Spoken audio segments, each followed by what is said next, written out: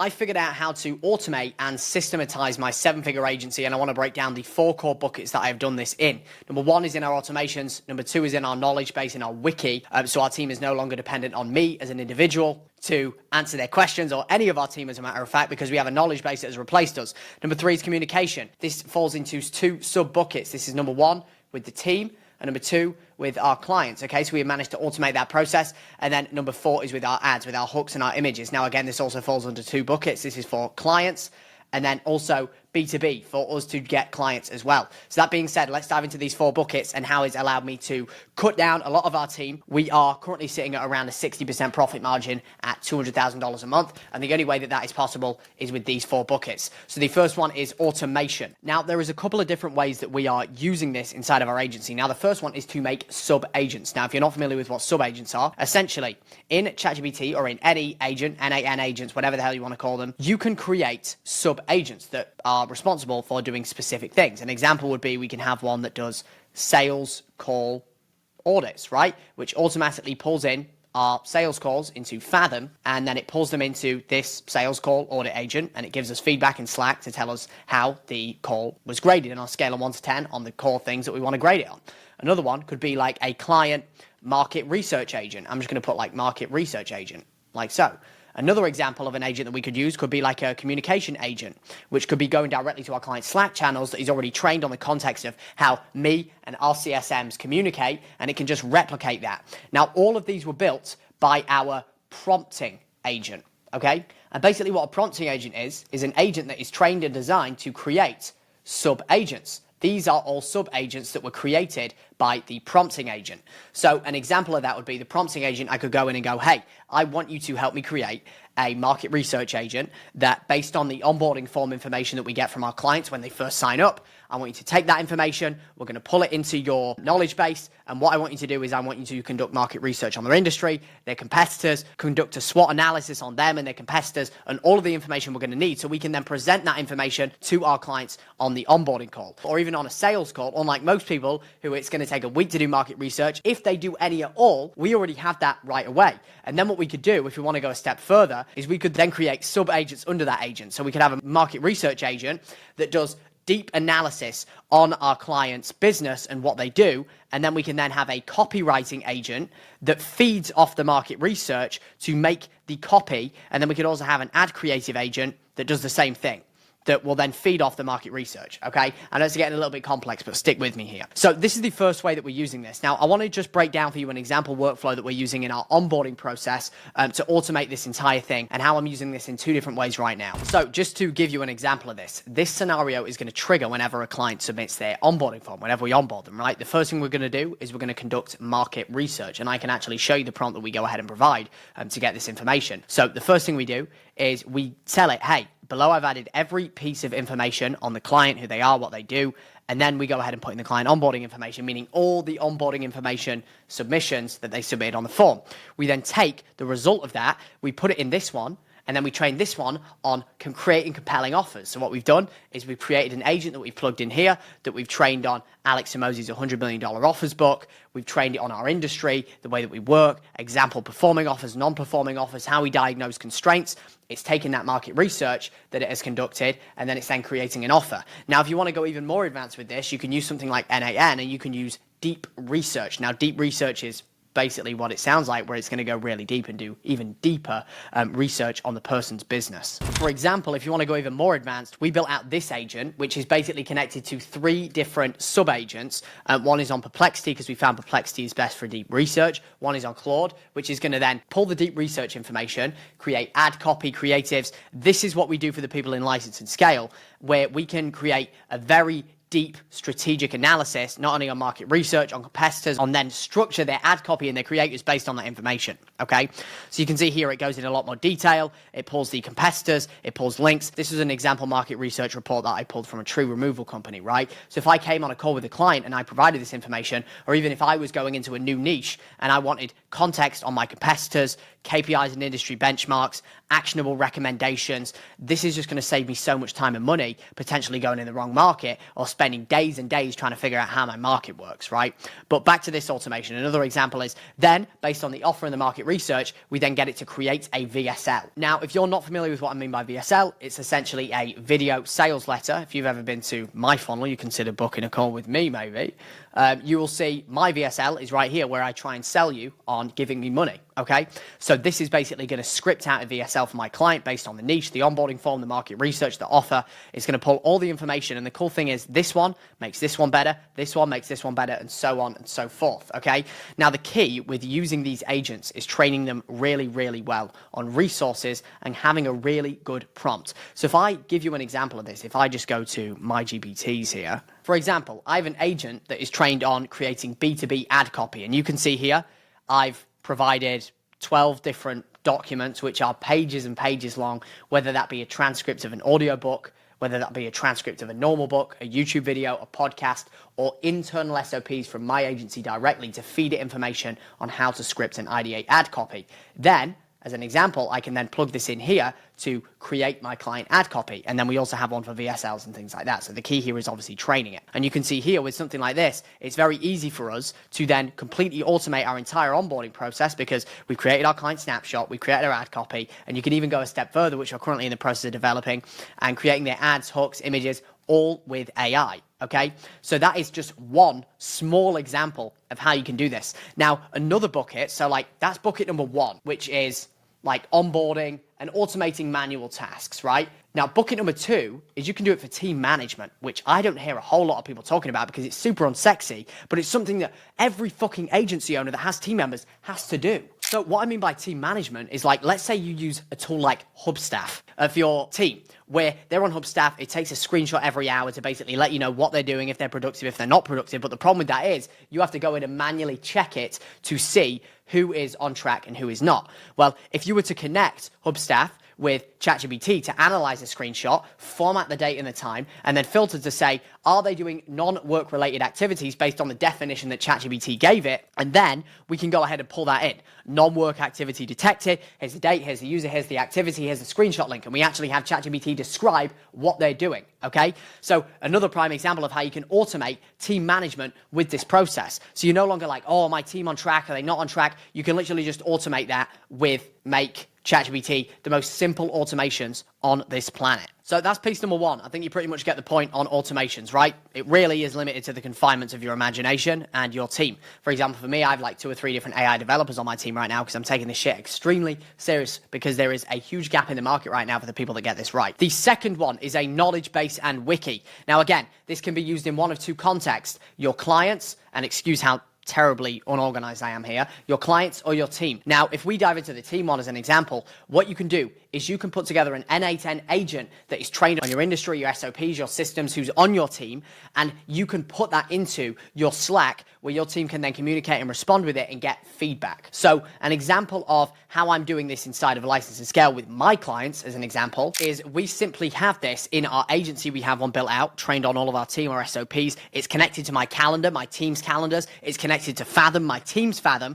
So I can literally come in here as an example and be like, how did my client success team do yesterday? And it will be able to analyze that, pull the call transcripts from yesterday from my client success team and tell me exactly how it worked, right? And you can use voice notes, it can book calls, it can send emails. So here, for example, in License and Scale, if I was like, hey, what's good? So I need to create some ad copy for my solar lead gen agency. Can you put together some ad copy for me?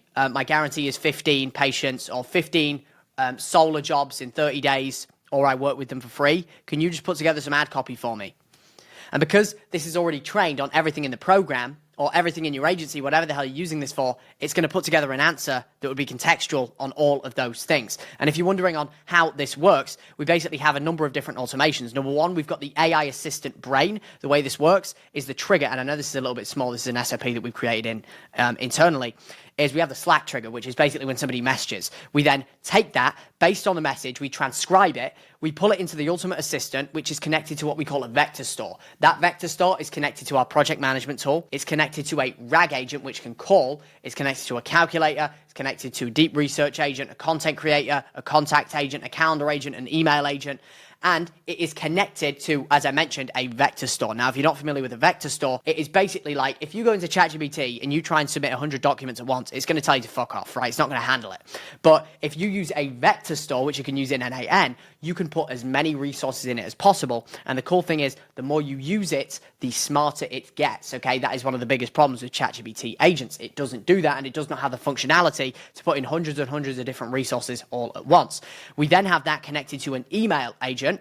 If this is executed by this workflow and we determine, okay, Cameron has sent a voice note, or somebody on Cameron's team, or somebody in License and Scale wants to send an email, they want to invite somebody to a calendar invite, whatever that is, we can then go ahead and do that with the email agent, which then sends an email, sends a reply, labels the email, creates a draft, gets the email, etc., etc. And then we also have one, when executed by another workflow, for calendar events. For example, if somebody then sends a voice note to that agent or sends a text saying, hey, can you book me in with John? His email is john@gmail.com. For 2 p.m. tomorrow Eastern time.